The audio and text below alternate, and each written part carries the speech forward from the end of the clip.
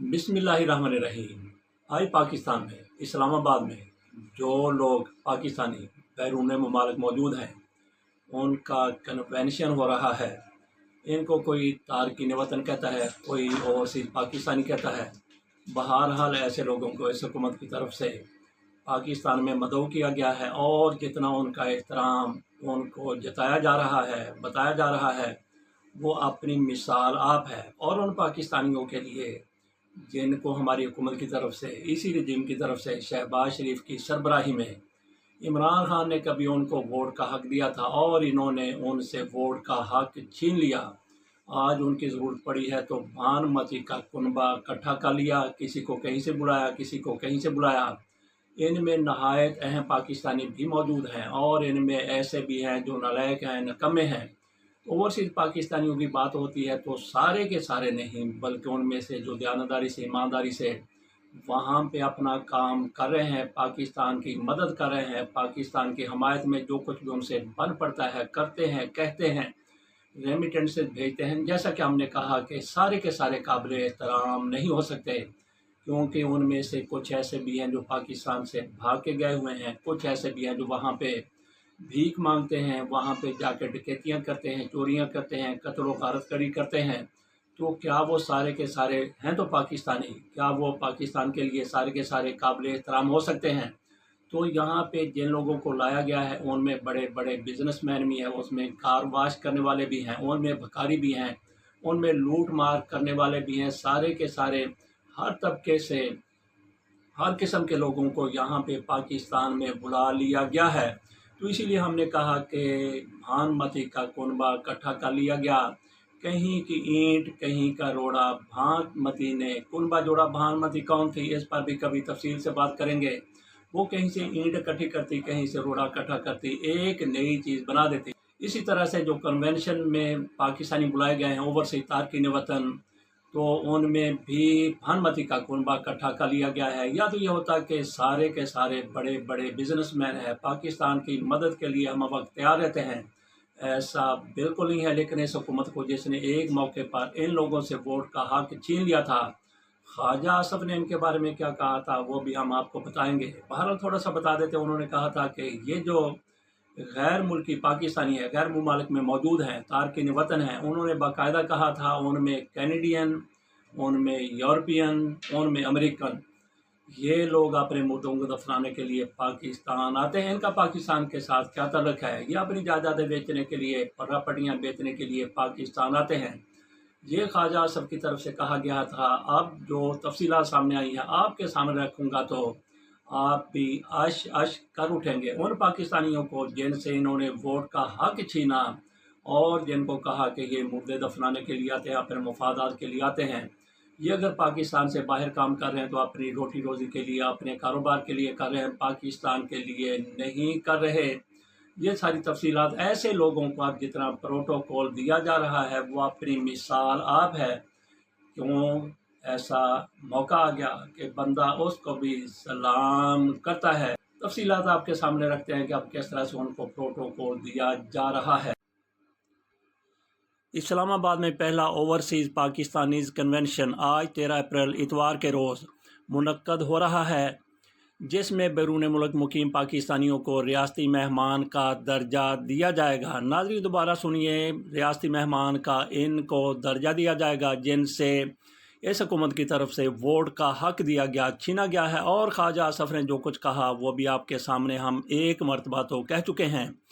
वज़ारत overseas की जानिब से जारी एलामिये के मुताबिक इस कन्वेंशन का मकसद ओवरसीज़ पाकिस्तानियों को अपने घर में खुशामदीद कहना है, उन्हें गले लगाना, उनके तहफ़्फ़ुज़ात सुनना और उनकी कीमती तजावीज़ की रोशनी में पॉलिसी साजी को बेहतर बनाना है। ये इस हुकूमत की तरफ से कहा जा रहा है जिन्होंने ओवरसीज़ पाकिस्तानियों के हवाले से क्या पॉलिसी बनाई थी, अब उनको गले लगा रहे हैं।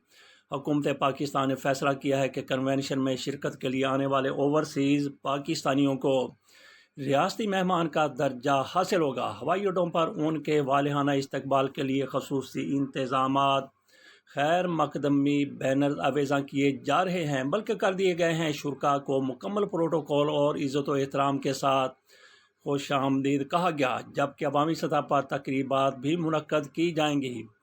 وزیر اعظم پاکستان کی خصوصی ہدایت پر یہ وہی فارم 47 والے وزیر اعظم میاں شہباز شریف صاحب، ان کی ہدایت پر یہ تمام انتظامات اس عزم کے ساتھ کیے جا رہے ہیں کہ دنیا بھر میں بسنے والے پاکستانیوں کو یہ احساس دلایا جائے کہ وہ پاکستان ان کا اپنا گھر ہے، اس کو وہ اپنا گھر سمجھے۔ اور ان میں بھکاری بھی ہیں، لوٹ مار کرنے والے بھی ہیں، قتل و غارت کرنے والے بھی ہیں، سارے کے سارے شہباز شریف کے لیے، کیونکہ ان پر بھی بھکاری کا لیبل لگا ہوا ہے، ان کو وہ اسی طرح سے پسند ہے۔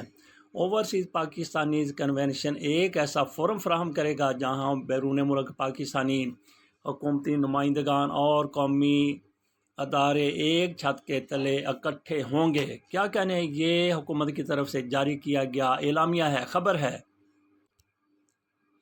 اب اس پر ہم مزید بھی بات کر لیتے ہیں کہ پاکستان میں آج ہونے والی اوورسیز کانفرنس ایک بار پھر اس سچائی کو آشکار کرتی ہے کہ ہم صرف نمائشی تقریبات کے عادی ہو چکے ہیں۔ جب یہ کانفرنس منظر عام پر آئی تو ذہن میں پہلا خیال یہی آیا، کہیں کی اینٹ کہیں کا روڑا، بھان متی نے کنبہ جوڑا۔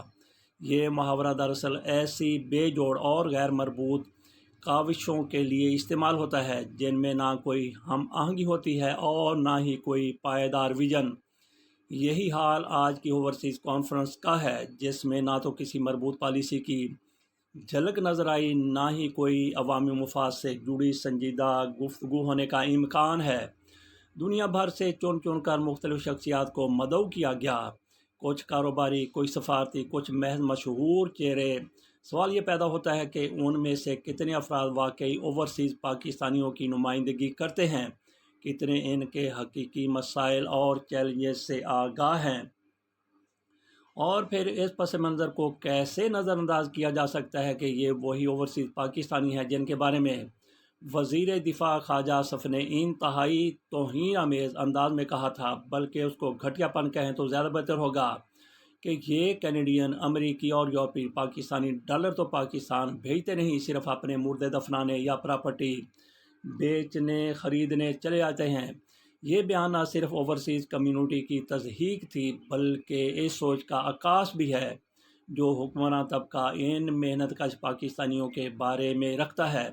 اس سے بھی بڑھ کر تضاد یہ کہ اسی رجیم نے وہ حق بھی ان سے چھین لیا جو عمران خان نے انہیں دیا تھا، یعنی ووٹ کا حق۔ پہلے ان کا سیاسی اختیار چھینا، اب جب مفاد آن پڑا تو انہیں نمائش کے طور پر اکٹھا کر لیا گیا، کچھ کو پیسوں کا لالچ کہتے دے کر بلایا گیا۔ کہتے ہیں کہ برطانیہ میں مقیم پاکستانیوں کو 3000 پاؤنڈ دینے کا وعدہ کیا گیا یا دیے گئے، بہرحال اس کی تصدیق نہیں ہو سکی، لیکن افواہیں یہی تھیں۔ ہو سکتا ہے کہ تحریک انصاف کی طرف سے محض اپنا بیانیہ بنانے کے لیے یہ مخالفانہ بات کر دی گئی ہو۔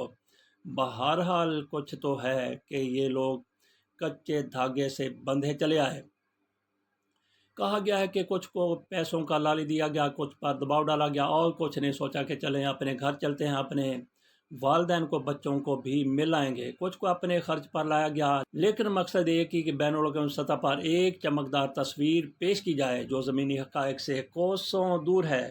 اگر واقعی اس رجیم نے اوورسیز پاکستانیوں کے لیے کچھ کیا ہوتا تو یہ تمام لوگ کسی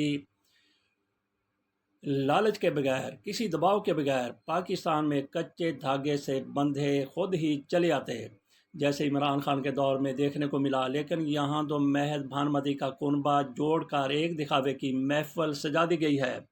اوورسیز پاکستانی وہ طبقہ ہے جو ملک کی معیشت میں ریڑھ کی ہڈی کی حیثیت رکھتا ہے۔ ہر سال اربوں ڈالر کی ترسیلات زر بھیجنے والے یہ پاکستانی صرف تعریفی بیانات نہیں چاہتے، یہ پالیسی چاہتے ہیں، تحفظ چاہتے ہیں، اعتماد چاہتے ہیں۔ افسوس کے ساتھ کہنا پڑتا ہے کہ یہ کانفرنس امیدوں پر پانی پھیرنے کے مترادف ہے۔ آخر کب تک ہم بھانمتی کے کنبے جیسے منصوبے بنا کر قوم کا وقت اور وسائل ضائع کرتے رہیں گے؟ قوم کو دکھاوے نہیں، سمت اور سچائی چاہیے۔ یہ جو اوورسیز پاکستانی آج کنونشن میں حصہ لے رہے ہیں، کیا یہ شہباز شریف سے، رجیم کے دیگر لوگوں سے پوچھیں گے کہ ہمارا ووٹ کا حق ہم سے کیوں چھینا گیا تھا؟ ہمارا حق کیا آپ ہمیں دے دیں گے؟ اگر یہ بات نہیں کرتے تو پھر یہی سمجھا جائے گا کہ یہ واقعی بھانمتی کا کنبہ اکٹھا ہو کے یہاں پہ آ گیا خوش آمد کرنے کے لیے، اپنے ذاتی مسائل حل کرنے کے لیے، نہ کہ پاکستان کا وہ طبقہ جو پاکستان سے باہر بیٹھا ہوا ہے، جن کی تعداد 1 کروڑ سے زیادہ ہے، اور یہ چند سو لوگ ان کی نمائندگی ہرگز نہیں کر سکتے، نہیں کر رہے، جو اس رجیم کے کہنے پر پاکستان صرف اور صرف اپنی نمود کے لیے، نمائش کے لیے چلے آئے۔ اجازت دیجیے، اللہ حافظ۔